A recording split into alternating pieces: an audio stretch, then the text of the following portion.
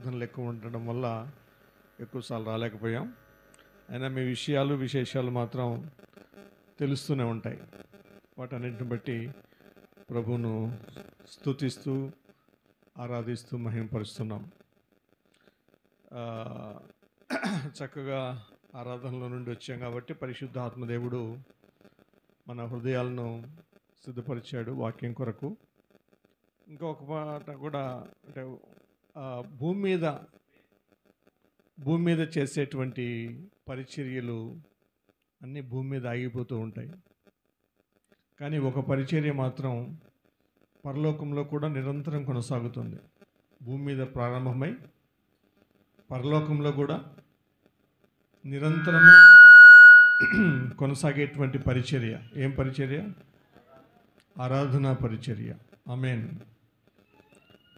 భూమి మీద ప్రారంభమవుతుంది ఆరాధన, పరలోకంలో కొనసాగుతుంది. అది కొద్ది రోజులు ఉండేది కాదు, యుగాలు ఆరాధనలో కొనసాగుతుంది. నేను ఎక్కడ అతుక్కుపోను, నేను కొంచెం మూవ్ అవుతాను, మళ్ళీ వేరే విధంగా అనుకోవద్దు. రైట్.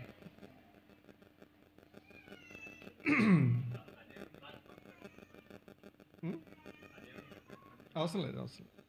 నాకు అవసరమైనప్పుడు అక్కడికి వెళ్తాను. కొంచెం వీడియో వాళ్ళకే కష్టం, అంటే నేను అటు ఇటు గంతులే వేయంలేండి, కొంచెం ఫ్రీగా మీతో కలిసి, అంటే ఏదేదో దగ్గర మీ మధ్యలోకి వచ్చినట్టు ఉంటుంది. అక్కడి నుంచి ఆ కొంచెం వచ్చేస్తే బయటికి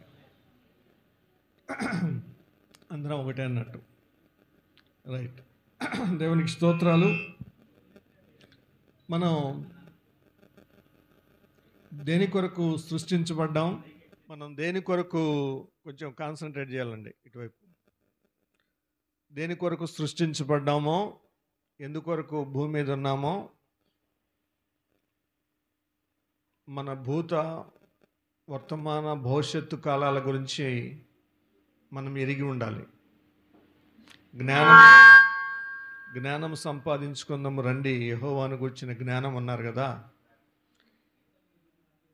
దేవుని గురించినటువంటి అవగాహన లేకుండా భూమి మీద మనం ఎందుకొరకు సృష్టించబడ్డామో, ఏం చేయాలో భూమి మీద ఉన్నప్పుడు, ఈ భూమి తర్వాత లేదా మన మరణం తర్వాత మన భవిష్యత్తు ఏంటో, మనం ఏం కాబోతున్నామో, ఎలా ఉండబోతున్నామో, ఏం భవిష్యత్తులో ఏం చేయబోతున్నామో, ఇవన్నీ బైబిల్ చెప్పినంతగా వేరే ఏ గ్రంథము చెప్పదు. క్రైస్తవులకి వాక్య జ్ఞానమున వారికి తెలిసినంతగా మరి ఏ జ్ఞానవంతునికి తెలియదు. స్పేస్ సెంటర్కి ఉపగ్రహాలను పంపించి శాటిలైట్స్ పంపించే వాళ్ళకు కూడా పరలోకపు జ్ఞానం తెలియదు, దేవుని గురించిన జ్ఞానం తెలియదు. సునీత విలియమ్స్ని ఎలా తీసుకురావాలని ఆలోచన చేసి ఒకవేళ తీసుకొస్తే తీసుకురావచ్చు గాక, వాళ్ళకి అంత జ్ఞానం ఉండవచ్చు గాక. కానీ మనం ఎందుకోసం భూమి మీద దేవుడు మనల్ని సృష్టించాడో, ఏం పని చేస్తున్నామో, భవిష్యత్తులో ఏం అవ్వబోతున్నామో అనేటువంటిది మాత్రం తెలియదు. ఈరోజున మనకు అవగాహన కలిగి ఉండాలి. ఎందుకొరకు మనం నిర్మించబడ్డాం అనే పదం స్పష్టంగా వాడుతున్నాను. ఎందుకొరకు మనం నిర్మించబడ్డాం? దేవుని చేతితో. యెషయా 43:21 జ్ఞాపకం చేసుకోవాలి. యెషయా, నా నిమిత్తము నేను నిర్మించిన జనులు. ఈ మాట అందరికీ తెలిసి ఉండాలి. యెషయా గ్రంథం 43:21 బైబిల్ తెచ్చిన వాళ్ళందరూ ఒకసారి చూడండి, అండర్లైన్ చేసి పెట్టుకోండి. రైట్. మళ్ళీ ఇంకోసారి చదువుతారు. నా నిమిత్తము నేను నిర్మించిన జనులు నా స్తోత్రమును ప్రచురము చేయుదురు. ఎవరి నిమిత్తం అంట? దేవుని నిమిత్తం. దేవుడు ఆయన నిమిత్తము మనల్ని నిర్మించాడు, సృష్టించాడు. దేని కొరకు? ఆయనను స్తుతించడానికి, ఆయనను స్తోత్రించడానికి. 7వ వచనం 43వ కీర్తన 43 యెషయా గ్రంథం 7వ వచనం. నా మహిమ నిమిత్తము నేను సృజించిన వారిని, నా మహిమ నిమిత్తము నేను సృజించిన వారిని, అది దేనికోసం సృష్టించాడంట దేవుడు మనల్ని? ఆయన మహిమ నిమిత్తం. అర్థం చేసుకోవాలి. కాబట్టి దేవుణ్ణి మహిమపరచడానికి దేవుడు మనల్ని నిర్మించాడు. దేవుణ్ణి మహిమపరచడానికి ఆయన మనల్ని సృష్టించాడు. ఇది మనకి ఈ 2 వచనాలు తెలిసి ఉండాలి. కాబట్టి భూమి మీద మనం చేయాల్సినటువంటి పని ఏంటి? ప్రాథమికమైన మొదటి పని అంటే ఆయన్ను మహిమపరచడం, ఆయనను మహిమపరచడం. కాబట్టి ఆయన స్తుతించడం, ఆయన కొనియాడడం, ఆయన గణపరచడం, ఆయన్ను ఆరాధించడం, ఆయన నామాన్ని హెచ్చించడం. కాబట్టి ఆ పని చేయగలగాలి. భూమి మీద మనం ఏం పని చేసినా మొదటగా దేవుణ్ణి మహింపరచాలి. 1 కొరింథీ 10:31 ఒక మాట ఉంటుంది. 1 కొరింథీ పత్రిక 10వ అధ్యాయం 31వ వచనంలో, భూమి మీద మీరు ఏమి చేసినాను భోజనం కాబట్టి, భోజనము చేసినను పానము చేసినను మీరేమి చేసినను సమస్తమును దేవుని మహిమ కొరకు చేయుడి. ఆమేన్. దేని కొరకు చేయాలి? దేవుని మహిమ కొరకు చేయాలి. దేవుని మహిమ కొరకు చేయాలి. అంటే మనం మహిమ పచ్చకపడకపోతే ఆయనకు మహిమ తక్కువ అవుతుందని కాదు. ఆయన మనల్ని రక్షించినటువంటి విధానం, ఆయన ప్రేమ మనకు అర్థమైతే, మనం మన సృష్టికర్త అని, మనం ఆయన చేతి పని ఉన్నామని గ్రహించగలిగితే ఆయన్ను ఆరాధించాలి, ఆయన్ను కీర్తించాలి, ఆయన స్తుతించాలి. నిన్నటి దినం నుంచి ఈరోజు ఆరాధిస్తున్నారు. మీరేమనుకోనంటే నిర్వాహకులు 2 సూచనలు మాత్రం చేస్తాను. సూచనలు అంటే సలహా అంతే. అది మీరు చేసింది పాపం అని నేనేం ఖండించట్లేదు, తప్పని నేనేం ఖండించట్లేదు. ఎక్కడైనా సరే ఏదైనా మీటింగ్ మొదలు పెడితే మొదటి పాట ఏం పాట అయి ఉండాలి? అదే ఉండాలి. దేవుణ్ణి ఆరాధించే పాట, దేవుణ్ణి స్తుతించే పాట అయి ఉండాలి. రెండవది, మొదటి సూచన అది. రెండవ సూచన ఏంటంటే, ఆరాధనలో స్తుతిలో ఏ పాట ఎన్నుకోవాలి? మొదటి 2 పాటలు ఉంటే బాగుంటుంది. వీలైతే ఒక పాట అయితే ఏ పాట ఎన్నుకోవాలి, ఎలాంటి పాట ఎన్నుకోవాలి? అది ఒక విషయం ఏంటంటే, అంటే దేవుని సేవకునిగా చెప్తున్నాను. దేవుణ్ణి స్తుతించడం, ఆరాధించడం అనే 2 మాటలు ఉన్నాయి. Praise and worship. ప్రైజ్ అంటే ఏంటి? స్తుతించడం మనకు తెలుసు. స్తుతించడం అంటే ఏంటి? ఇప్పుడు ఆ తేడా తెలియాలి. స్తుతించడం అంటే ఏంటి? అది ఆయన ఏమై ఉన్నాడో ఆయన మహిమను, ఆయన ప్రభావాన్ని, ఆయన గొప్పతనాన్ని, ఆయన కీర్తిని సన్నుతించడం, శ్లాఘించడం, దాన్ని స్తుతి అంటారు. మన ఆరాధనలో మొదటి పాట అదై ఉండాలి. ఆమేన్, హల్లెలూయా. రెండవది ఆరాధన అంటే దేవుడు మన జీవితాల్లో చేసినటువంటి మేలులను బట్టి, ఉపకారాలను బట్టి, అద్భుత ఆశ్చర్యకార్యాలను బట్టి, లేదా స్వస్థతలను బట్టి, ఏ కార్యమైనా సరే దేవునికి కృతజ్ఞతాస్తుతులు చెల్లించడం ఉంది చూసారా? దాన్ని ఆరాధన అంటారు. అంటే ఈ రెండింటిని ఇప్పుడు జ్ఞాపకం చేసుకున్నప్పుడు మనం ఏ పాట పాడామో మీకే తెలుస్తుంది. అంటే మొదటగా సృష్టికర్త అయిన దేవుని యొక్క గొప్పతనాన్ని గురించి ఆరాధిస్తూ, ఆ తర్వాత రెండవదిగా అట్టి దేవుడు మన జీవితాల్లో ఏం చేశాడో దాన్ని బట్టి దేవుణ్ణి ఆరాధించాలి, స్తుతించాలి, ఆరాధించాలి. ఈ 2 ఒకదానికొకటి పెనవేసుకున్నటువంటి విషయాలు. అయితే ఈ రెండింటి మధ్య తేడాను మనం గమనించాలి. ఆ స్పష్టత పరిపక్వత చెందిన క్రైస్తవులకు ఉండాలి. రైట్? అప్పుడు దాన్ని తెలిసినటువంటి ఆరాధన అంటారు. తెలిసిన ఆరాధన. కొంతమంది తెలియకుండా 2 కలగప్పలం చేస్తే చేయొచ్చు, కానీ మనం దేవుళ్ళు ఎదిగే కొద్దీ ఈ విషయాన్ని నేర్చుకోవాలి అని మనవి చేస్తున్నాను. రైట్? దేవునికి స్తోత్రం, హల్లెలూయా. అర్థమైంది అనుకుంటాను. Praise and worship. స్తుతి అంటే దేవుని యొక్క గొప్పతనాన్ని గురించి, ఆరాధన అంటే దేవుడు మన జీవితంలో చేసిన మేలులు బట్టి. ఇప్పుడు 19వ కీర్తన ఉదాహరణ చెప్తున్నాను. ఆకాశములు ఆయన మహిమను వివరిస్తూ ఉన్నాయి, అంతరిక్షం ఆయన చేతి పనిని ప్రచురం చేస్తూ ఉంది. అంటే ఏం పగటికి పగలు బోధ చేస్తూ ఉంది, రాత్రికి రాత్రి బోధ చేస్తూ ఉంది. అంటే ఏంటి అర్థం? దేవుణ్ణి స్తుతిస్తున్నాడు కీర్తనాకారుడు.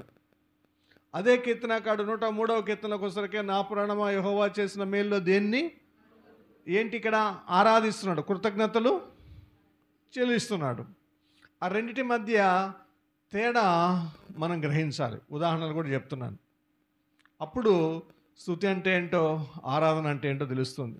ఎప్పుడు చాలామంది ఎక్కువ కృతజ్ఞతలే చెల్లిస్తూ ఉంటారు. ఎందుకంటే దేవుడు మన మనసు అంతా ఎలా ఉంటుందంటే, దేవుడు మన జీవితాలు ఏం చేశాడు, ఏం చేయబోతున్నాడు, దేవుడి నుంచి మేలులు ఉపకారాలే ఎక్స్పెక్ట్ చేస్తూ ఉంటాం, వాటిని అనుభవించాలని చూస్తుంటాం. కానీ దేవుడు ఎంత గొప్ప దేవుడో మన ఊహలకు ఆలోచనలకు అందనంత దేవుడు. నిన్నంతా ప్రేమ గురించి చూసాం, దేవుని ప్రేమ గురించి ఒక ఆయన ఈ విధంగా చెప్పాడు కదా, మీకు అది తెలిసే ఉంటుంది.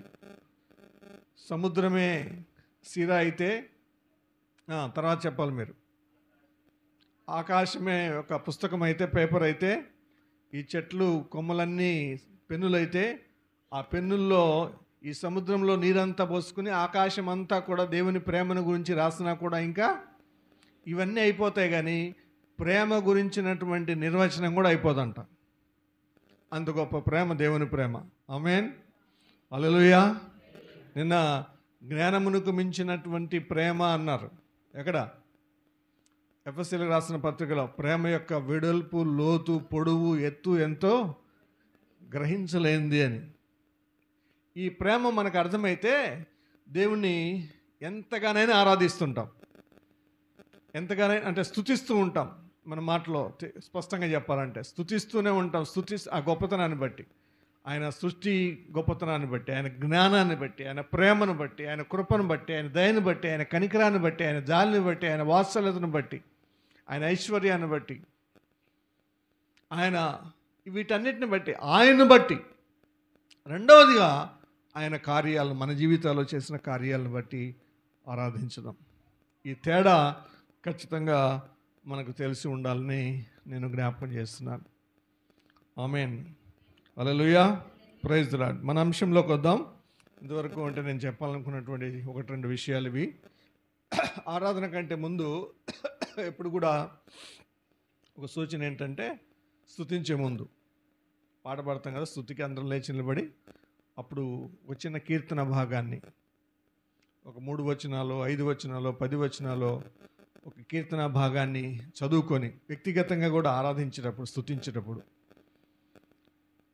150 కీర్తనలు, ఎన్ని స్తుతులు ఉన్నాయి, ఎన్ని ఆరాధనలు ఉన్నాయి. ఏదో ఒక కీర్తన చదువుకొని ఆరాధిస్తూ ఉంటే ఆ కీర్తనను ఒక 2-3 నిమిషాలు, 5 నిమిషాలు, సమయాన్ని కొద్ది, మనకు సమయం ఉండే కొద్ది దాన్ని ధ్యానించి 2-3 సార్లు రిపీటెడ్గా చదివి ఎవరితో ఆ మాట మాట్లాడుతున్నారు, ఏ సందర్భంలో మాట్లాడుతున్నారు, ఏమని మాట్లాడుతున్నారు కొంచెం ఆలోచిస్తే అప్పుడు స్తుతించాలన్నటువంటి కోరిక పెరుగుతుంది, ఆ తపన పెరుగుతుంది.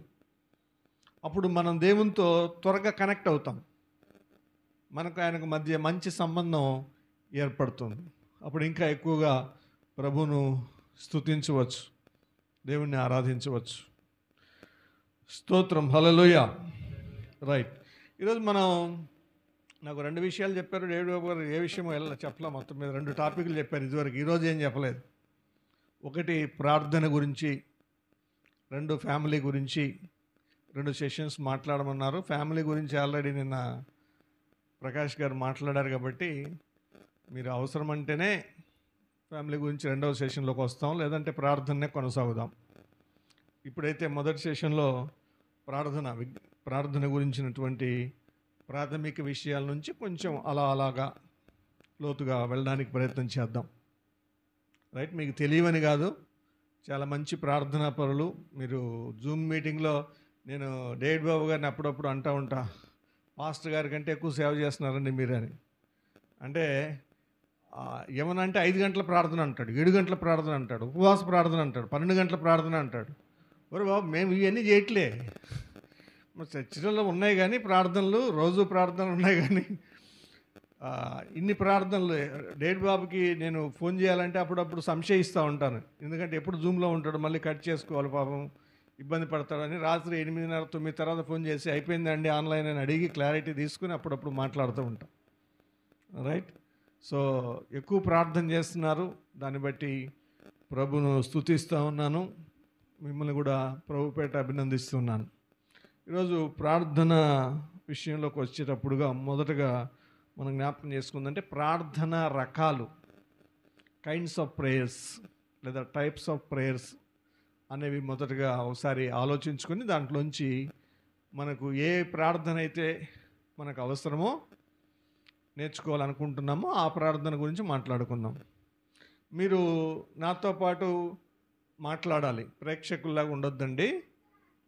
నిన్నటి దినం చక్కగా కొంతమంది మాట్లాడుతూ వచ్చారు, సిస్టర్స్ కొన్ని విషయాలు చెప్తూ వచ్చారు. నేను అక్కడ కూర్చున్నా కదా, బాగా వినపడతా ఉన్నాయి, మంచిగా రెస్పాండ్ అవుతూ వచ్చారు. అలాగే ఇప్పుడు కూడా రెస్పాండ్ కాండి.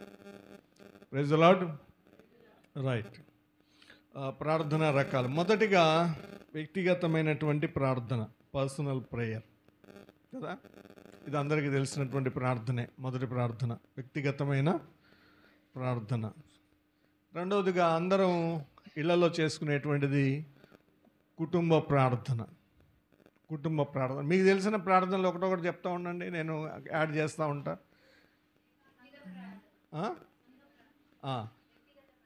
మొదటిదే వ్యక్తిగతమైన ప్రార్థన చెప్పాను, మొదటిది ఇది. రెండవది కుటుంబ ప్రార్థన. మూడవది సంఘ ప్రార్థన, చర్చ్ ప్రేయర్, సంఘ ప్రార్థన. నాలుగవది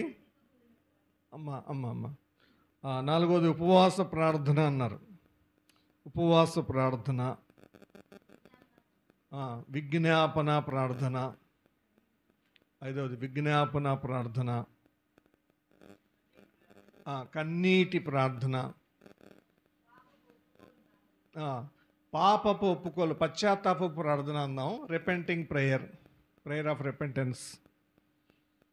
పాపపు ఒప్పుకోలు ప్రార్థన, రిపెంటెన్స్ ప్రేయర్. దాన్నే ఎన్నైనాయి? 7. ఇంకా చెప్పాలి. ఎడతెగని ప్రార్థన, ఎడతెగని ప్రార్థన. ఇంకా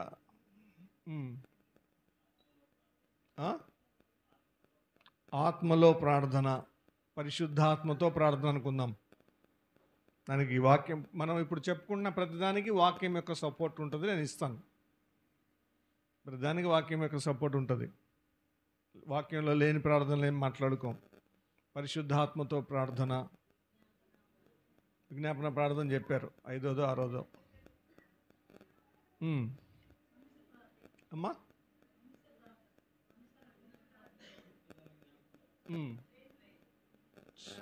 గొలుసు ప్రార్థన. గొలుసు ప్రార్థనలో విజ్ఞాపనలోనే గొలుసు ప్రార్థన అదొకటి.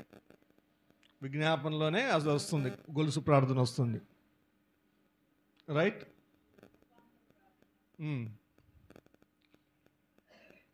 కృతజ్ఞత ప్రార్థన ఎన్నోదది? ఎవరైనా నోట్ చేస్తున్నారా? ఏమండి? 10. కృతజ్ఞత ప్రార్థన.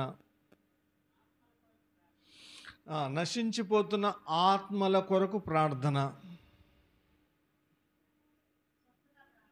స్వస్థత ప్రార్థన.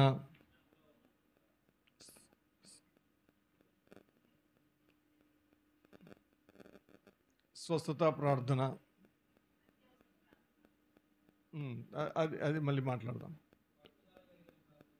ఎస్, ఇది important. Preserving, prayer of perseverance, పట్టుదల కలిగినటువంటి ప్రార్థన.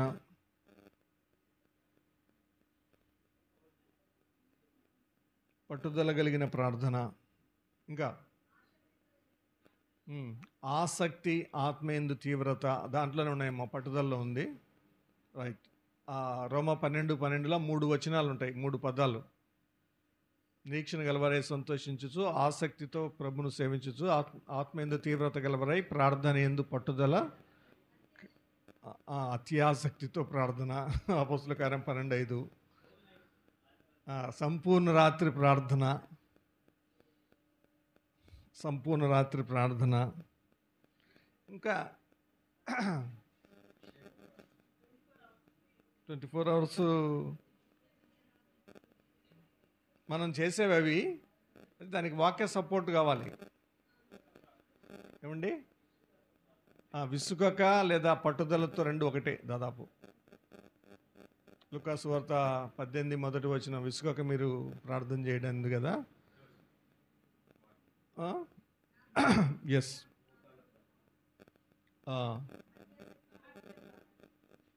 రహస్య ప్రార్థన లేదా ఏకాంత ప్రార్థన లేదా వ్యక్తిగత ప్రార్థన, ఇవన్నీ ఒక్కొక్క త్రోవలోకి వస్తాయి.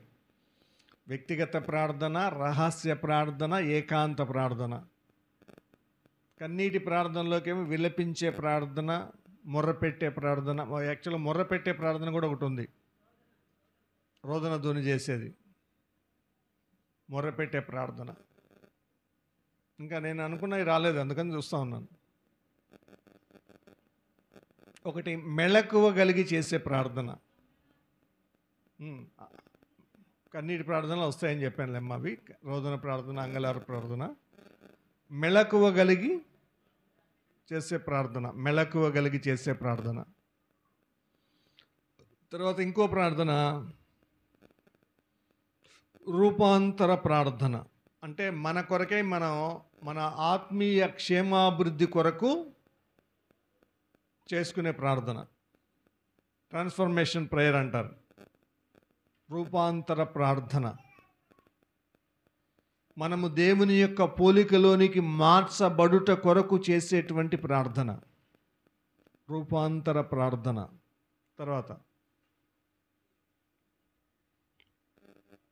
ఇంకా అగ్రెసివ్ ప్రేయర్ గురించి విన్నారా? ఎదిరించు ప్రార్థన, అపవాదిని ఎదిరించి చేసే ప్రార్థన, అగ్రెసివ్ ప్రేయర్ అంటారు ఇంగ్లీష్లో. Aggressive prayer. ఇంకో ప్రార్థన గురించి విన్నారా? ప్రాఫెటిక్ ప్రేయర్, ప్రవచనాత్మక ప్రార్థన.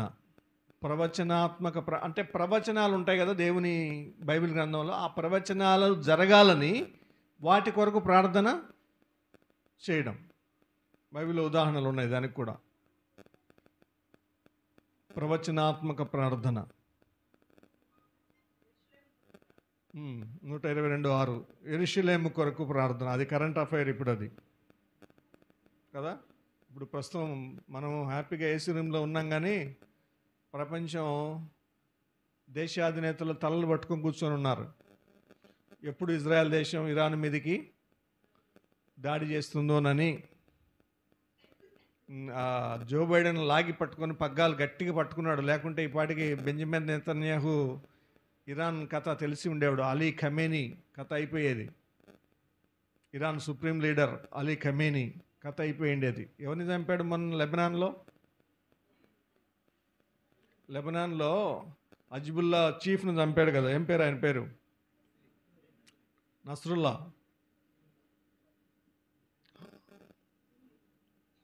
నస్రుల్లాని చంపేశాడు. ఎక్కడో 60 అడుగుల లోతులో బంకర్లో దాచిపెట్టుకున్నోడిని చంపేశాడు.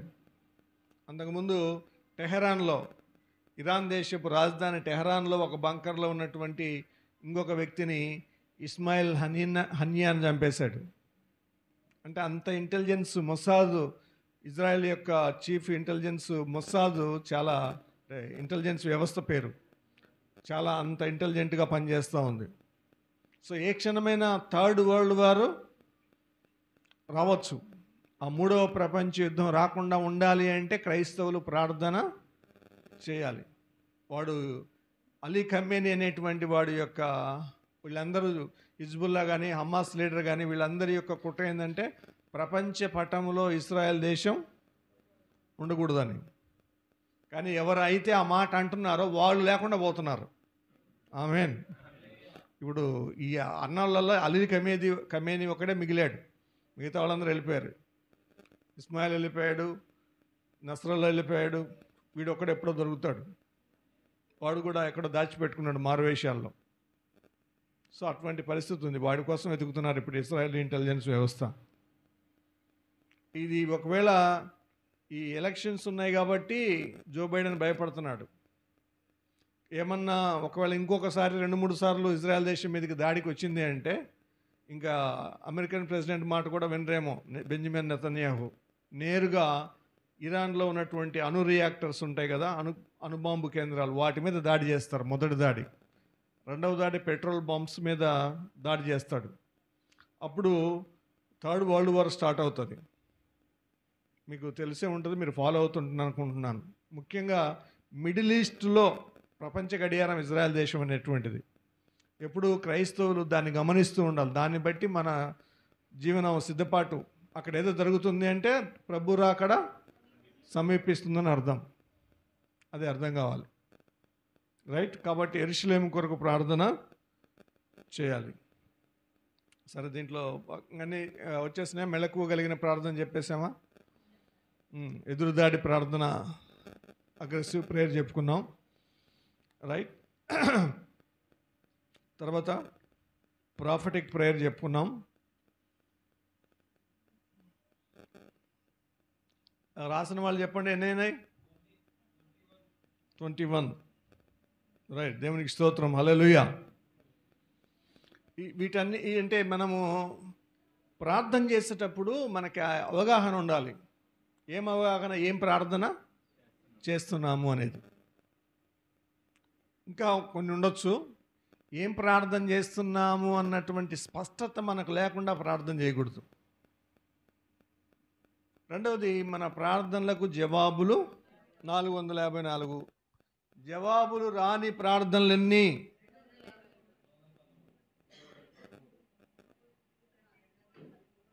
213. 213 ప్రార్థనలకు బైబిల్లో జవాబులు రాలేదు రికార్డెడ్గా.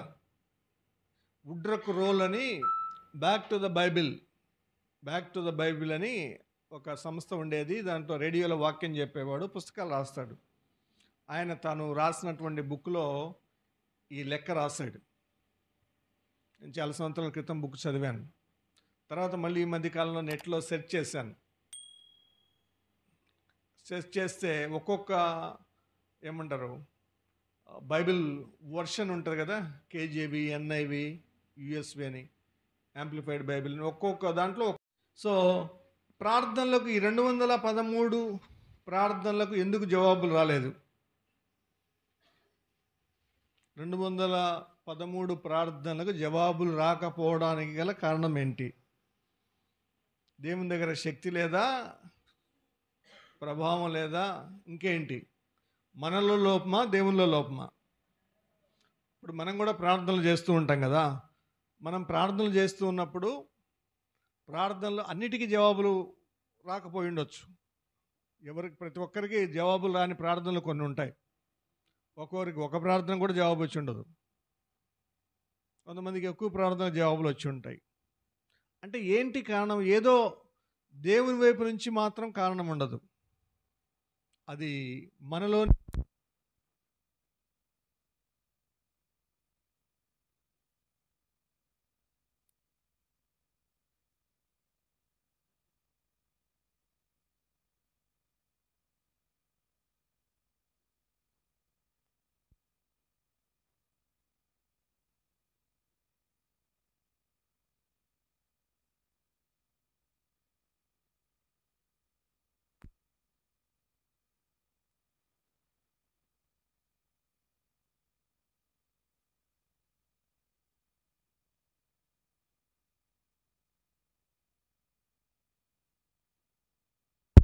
కొన్ని పొరపాట్లు జరుగుతూ ఉంటాయి. దాని కొరకు నేను మాట్లాడుతున్నాను. ప్రార్థనలకు జవాబు రాకపోవడానికి గల కారణాలు ఏంటి అనేది అప్పుడప్పుడు మనం పరీక్షించుకుంటూ ఉండాలి, పరిశీలించుకుంటూ ఉండాలి. ఆదివారంలో ప్రభు వలన సమీపిస్తాం కదా, ప్రతి ఆదివారం. అది ఏంటి అంటే మనల్ని మనం చెక్ చేసుకోవడం. మనం పరిశుద్ధంగా ఉన్నామా, పవిత్రంగా ఉన్నామా,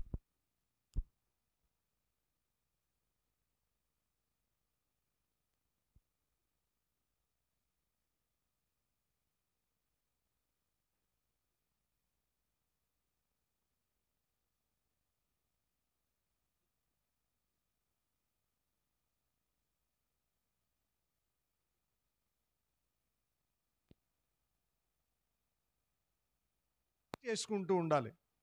అలాగే ఆత్మీయ ప్రార్థన జీవితంలో కూడా ప్రార్థనకు వెళ్ళే ముందు చాలాసార్లు చెక్ చేసుకుంటూ ఉండాలి. మొదటిగా ప్రార్థనకు జవాబు రాకపోవడానికి గల కారణాలు కొన్ని 4-5 చూసి ఆ తర్వాత ఒక ప్రార్థనలోకి వెళ్దాం. ఈ చెప్పుకున్న 20-21 ప్రార్థనల్లో ఒక ప్రార్థన గురించి మాట్లాడుకుందాం కొద్దిగా లోతుగా, లేదా 2 ప్రార్థనలు. Right? Hallelujah, praise the lord. Right. So ఇంతవరకు అర్థమవుతున్నాయి, స్పష్టంగానే ఉన్నాయనుకుంటున్నాను నా మాటలు. నేను రాయలసీమలో పుట్టాను కాబట్టి కొంచెం ఏమైనా భాష తేడాగా ఉంటే గమనించండి. రాయలసీమ వాళ్ళేమో నన్ను మీరు సర్కారు వాళ్ళు అండి అంటారు, కానీ నేను పుట్టింది మాత్రం రాయలసీమలోనే. రైట్. దేవునికి స్తోత్రాలు. మన ప్రార్థనలకు జవాబు రాకపోవడానికి గల మొదటి కారణం ఏంటి? సిన్. Yes, right. మొదటి కారణం ఏంటి? పాపం. కూడా దేవుడు మన మనవి వినడు, జాగ్రత్త. సరే, మొదటి కారణం త్వరగా చెప్పేస్తారు, మనం ఇది ఎక్కువ టైంలో ఇక్కడ ఉండొద్దు, వేరే మన మెయిన్ ఇష్యూలోకి వెళ్దాం కాబట్టి. రెండవ కారణం చెప్పండి. ప్రార్థన దేవుడు వినకపోవడానికి గల ఇంకో కారణం.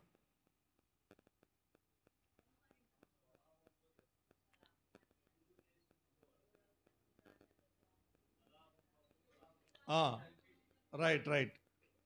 దానికి వచనం యాకోబు 4:3. యాకోబు పత్రిక 4:3. మీరు అడిగినను మీ భోగముల నిమిత్తము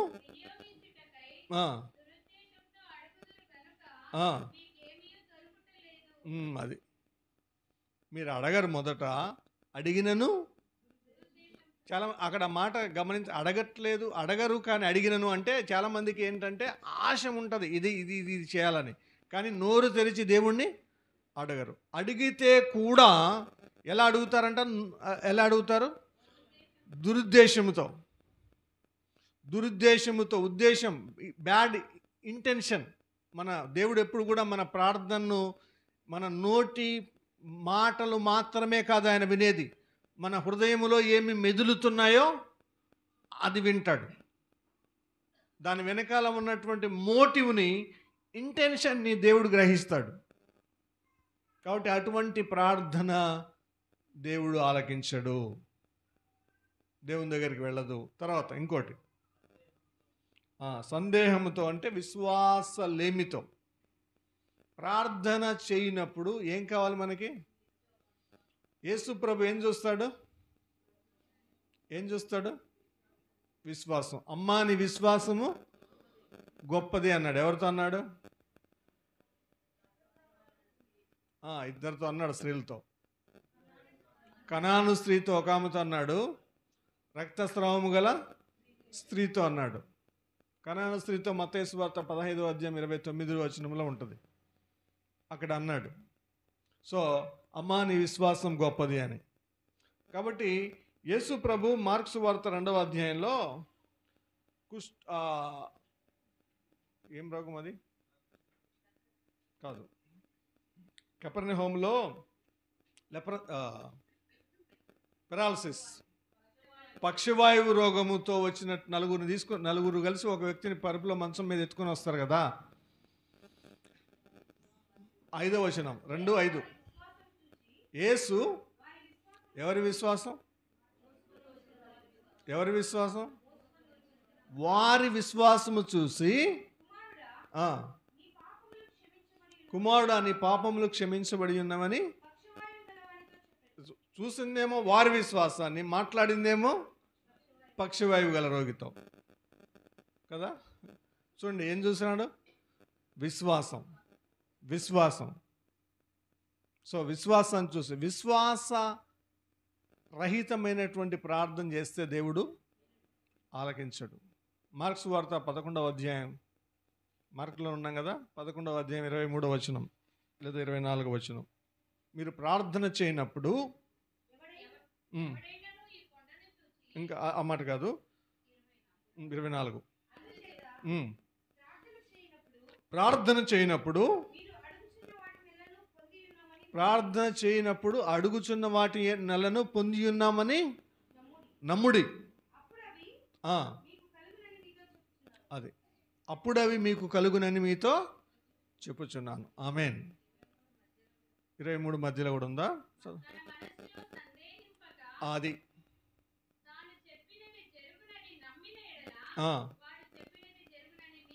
సందేహింపక. ప్రార్థనకు జవాబు రాకపోవడానికి గల కారణం ఏంటంటే అల్ప విశ్వాసము, అవిశ్వాసము, సందేహించడం. వాటి వల్ల రావు. ఇప్పుడు ఎవరికి శతాధిపతిని యేసు ప్రభు పొగుడుతాడు. మత్తయి సువార్త 10వ అధ్యాయం ఏంటి ఒకసారి? మత్తయి సువార్త 10వ అధ్యాయం 7వ వచనం.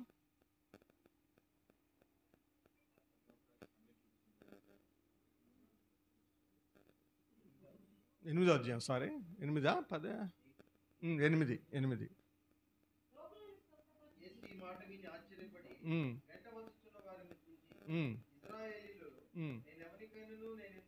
ఇంత విశ్వాసం ఉన్నట్టు అది.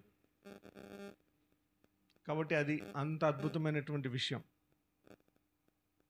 అట్టి విశ్వాసాన్ని చూస్తాడంట దేవుడు. అట్టి విశ్వాసాన్ని చూచేటువంటి దేవుడై ఉన్నాడు అని జ్ఞాపకం చేసుకోవాలి. కాబట్టి విశ్వాసం, మొదటిది ఏం చేసాం? పాపం. రెండవది ఏం చేసాం? దుర్దేశం. మూడవది ఏం చూసాం? విశ్వాసలేమి లేదా విశ్వాసం లేకుండా ప్రార్థన చేయడం. నాలుగోది దాంట్లోనే అల్ప విశ్వాసం, అవిశ్వాసం అని మూడిట్లోనే వచ్చాయి. నాలుగోది ఇంకా చాలామంది యేసు ప్రభు దగ్గరికి వచ్చి ప్రార్థన చేసేటప్పుడు అడ్రస్ లేకుండా ప్రార్థన చేస్తారు. అర్థమవుతున్నమాట?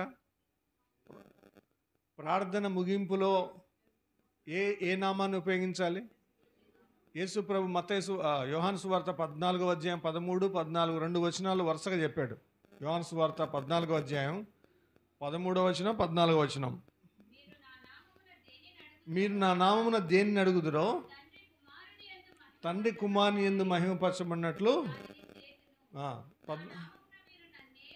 నా నామమున మీరు నన్నేమి అడిగినను నేను. ఇవి చాలా అల్పమైన విషయాలే, స్వల్పమైన విషయాలు, చాలా ప్రాథమికమైన ప్రిలిమినరీ థింగ్స్. కానీ వీటిలోనే నెగ్లెక్ట్ చేస్తాం మనం. చివరిలో ప్రార్థన చేస్తున్నాము తండ్రి అంటారు, కానీ యేసు క్రీస్తు నామములో అన్నారు. అనకపోతే అడ్రస్ లేని ఉత్తరం ఎక్కడికి వెళ్తుంది? పోస్ట్ వాడి పొయ్యిలోకి వెళ్తుంది. అట్లా అయిపోతుంది మన ప్రార్థన. కాబట్టి అడ్రస్ ఉండాలి ప్రార్థనకి. యేసు క్రీస్తు నామములో మనం ప్రార్థన చేయాలి. నాలుగోది 5వ. తర్వాత యోహాను సువార్త 15వ అధ్యాయం 7వ వచనం. యోహాను సువార్త 15వ అధ్యాయం 7వ వచనం.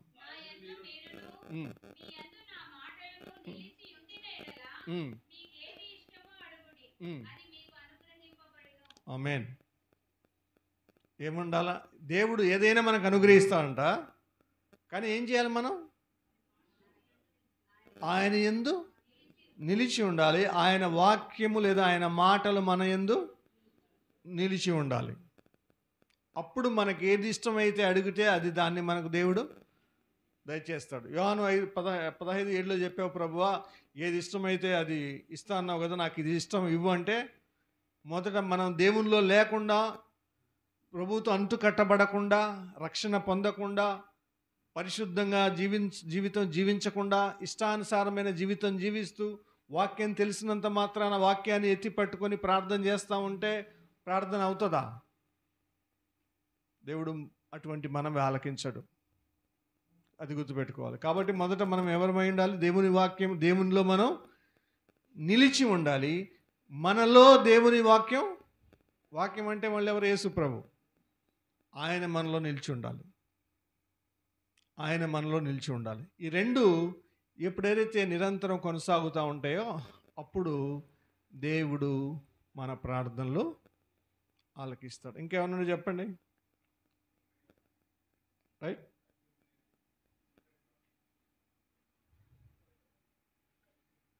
నేను ఒక ప్రార్థన గురించి చెప్పాలనుకుంటున్నాను, టైం చూసుకుంటున్నాను.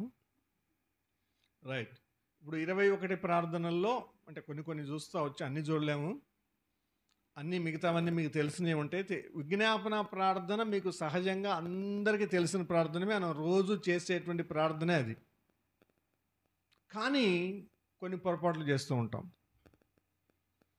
ఆ విజ్ఞాపన ప్రార్థనలో మనకు భారం రావాలి. ఈరోజు దాని గురించి ఇంకొక కొన్ని ప్రార్థనల గురించి మీరు అడిగితే దాన్ని బట్టి ముందుకెళ్దాం. ఈ 4వ ప్రార్థన ఏదో రాసుకున్నారు కదా, 4ఏనా 5దా? 5దా విజ్ఞాపన ప్రార్థన. 21 ప్రార్థనలు రాసుకున్న వాళ్ళు, నోట్ చేసుకున్న వాళ్ళు. దాంట్లో ఎన్నోదమ్మా? 5 విజ్ఞాపన ప్రార్థన. ఇంగ్లీష్లో ఏమంటారు? Intercessory prayer.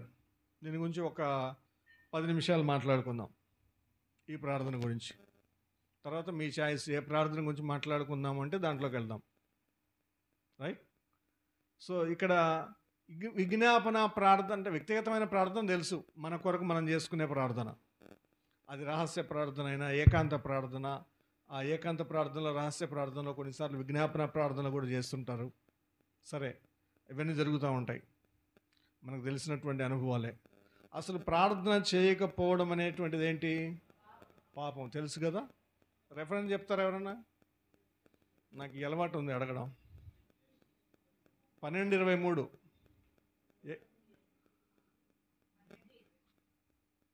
ఏ గ్రంథం? మొదటి సమూయేలు 12.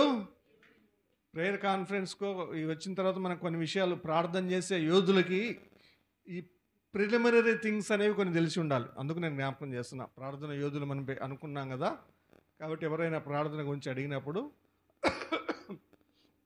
లేదా మనం మాట్లాడాలి అనుకుంటున్నప్పుడు సహజంగా తెలియాలి. రైట్. ఓకే.